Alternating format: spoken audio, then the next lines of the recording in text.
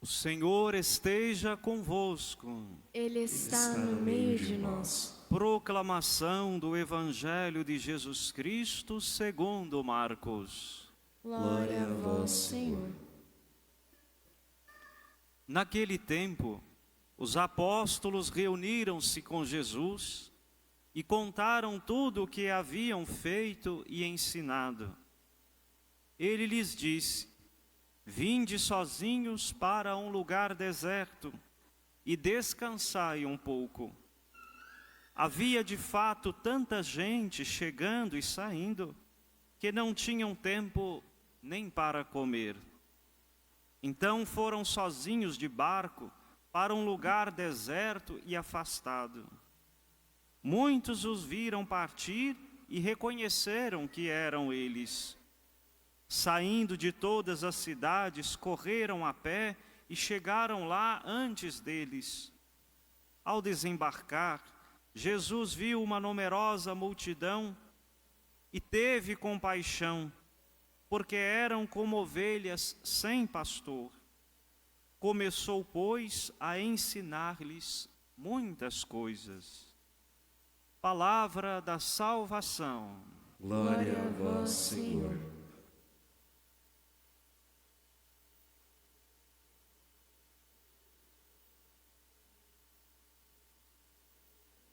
Queridos irmãos e irmãs, mais uma vez acolho vocês aqui, também aqueles que nos ouvem pelas mídias sociais da Paróquia São Bento.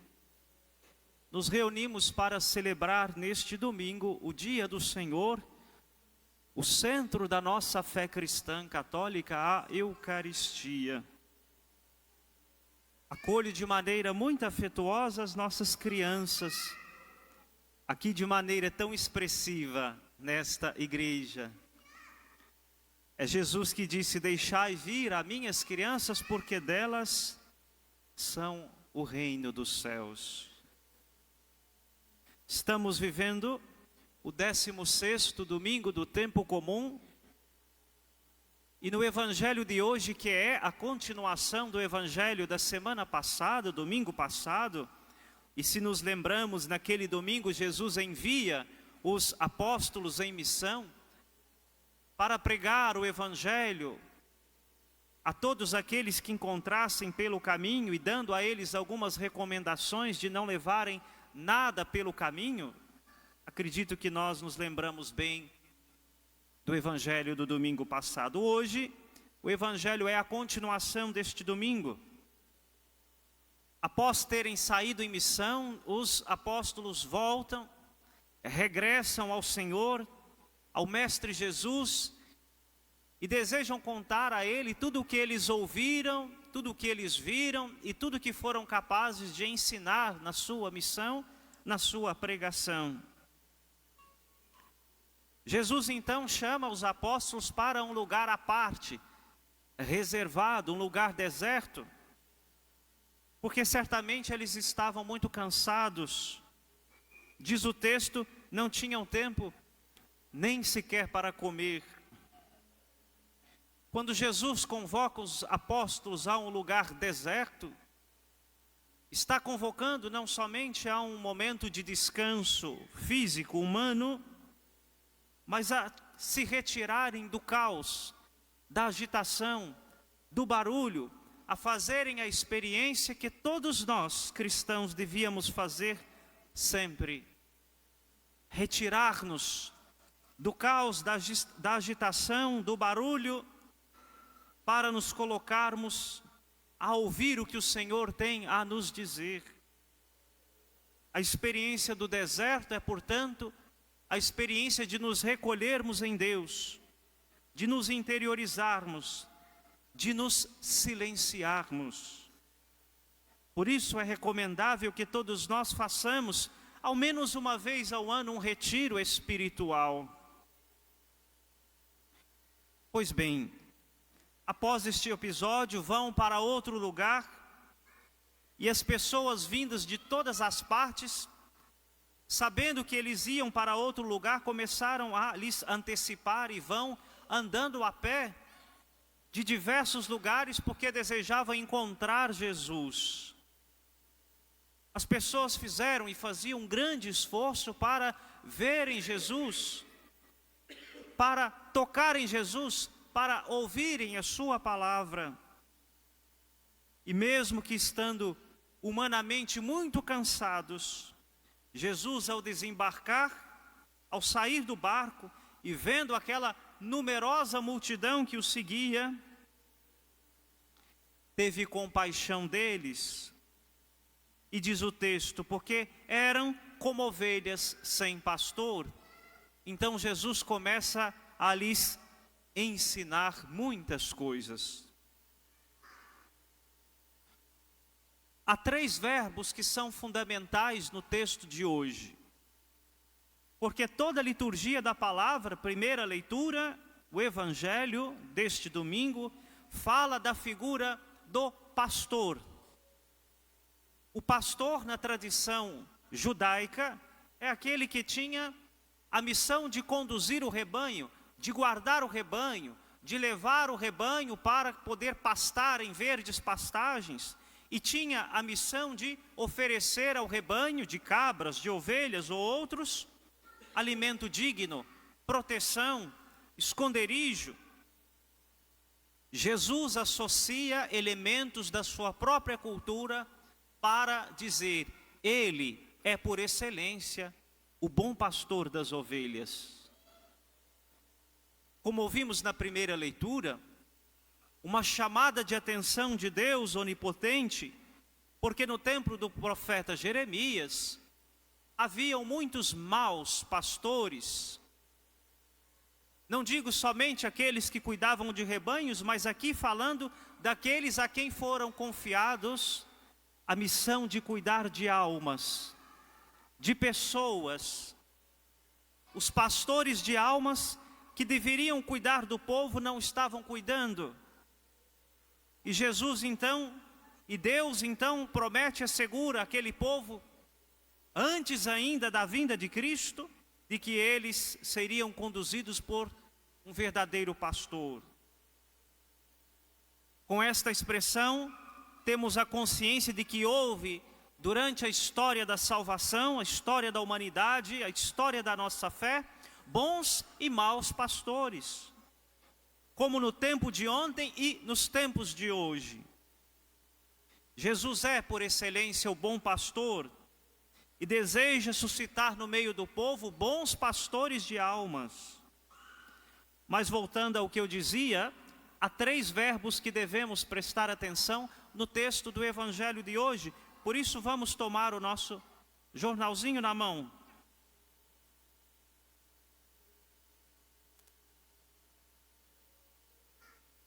No versículo 34 do evangelho de hoje, diz que Jesus, ao desembarcar, ele viu uma numerosa multidão. O primeiro verbo de hoje é ver. E ver é diferente de enxergar. Jesus viu aquela multidão e nós, humanamente falando, temos dificuldades maiores de ver quando estamos em quantidade numerosa, porque os nossos olhares podem se perder. Primeiro verbo de hoje, Jesus viu, Jesus prestou atenção, Jesus enxergou aquela multidão que estava indo atrás dele. O segundo verbo deste evangelho que devemos nos ater, Jesus teve compaixão. Ele se compadeceu. Compaixão é diferente de pena, de dó, de tratar o outro como vítima ou como coitadinho. Compaixão é algo que move as entranhas. Compaixão é se colocar no lugar do outro. Compaixão é assumir para si, como sua e seus, as dores dos outros, do outro. Então Jesus, em primeiro lugar, viu, foi capaz de ver, de perceber. Depois ele se moveu, se encheu de compaixão, porque ele é o verdadeiro pastor. E depois, o terceiro verbo, Jesus começou a ensinar-lhes muitas coisas.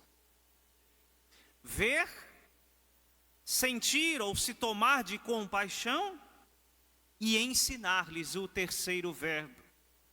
Se nós pegamos aqui o nosso jornalzinho, lá no número 5, no início aqui da Santa Missa, a oração chamada coleta, e aqui vai uma pequena catequese, a oração da coleta que o sacerdote faz, a primeira oração da missa, o sacerdote, em nome de Cristo e da igreja, recolhe as intenções de todos os fiéis, e nesta oração eleva a Deus as intenções de todos. Veja que minuciosa é a graça de Deus e a sua providência. Diz assim, na oração da coleta: Senhor, sede propício a vossos fiéis e benigno, multiplicai neles os dons da vossa graça, para que fervorosos na fé, esperança e caridade. Fé, esperança e caridade são chamadas as virtudes teologais.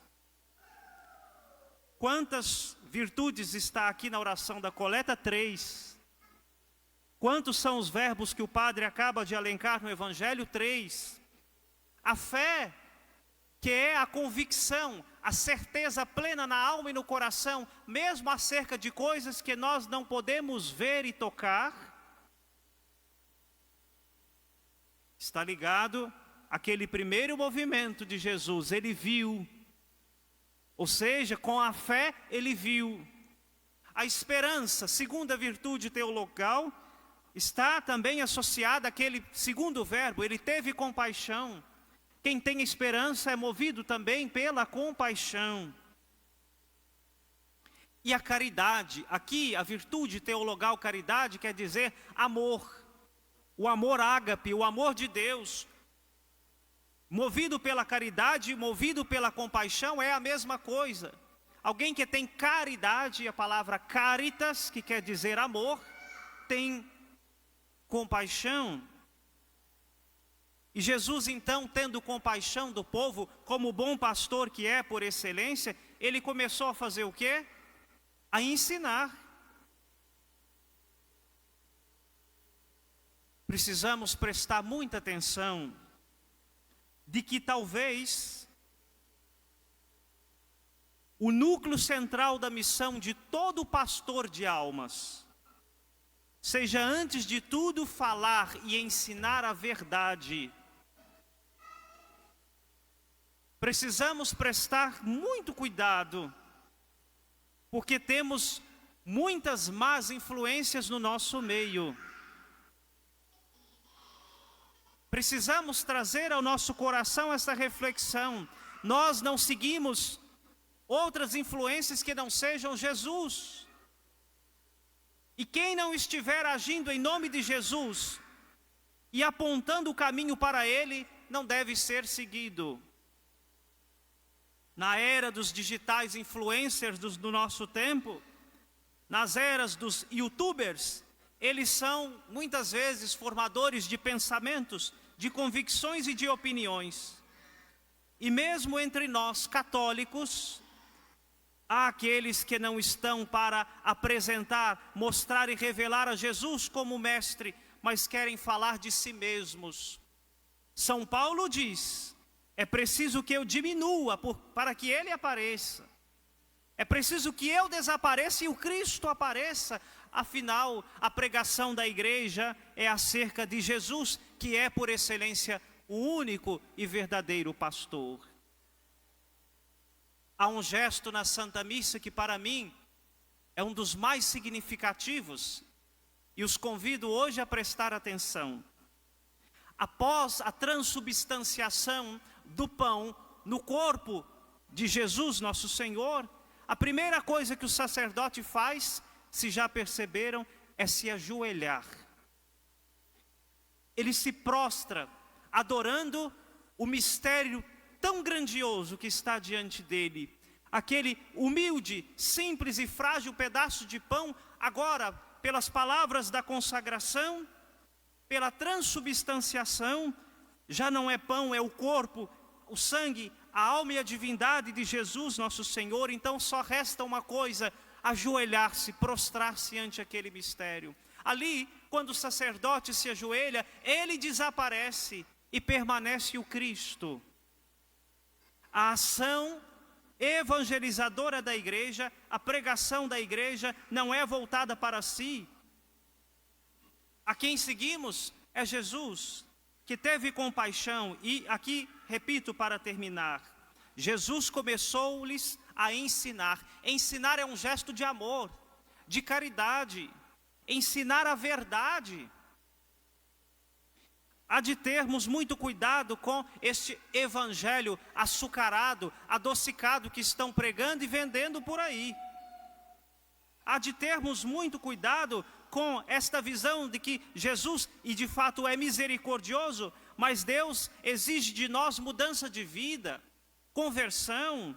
Não nos promete vida fácil, afinal ele diz em outra passagem: quem quiser me seguir, renuncie-se a si mesmo.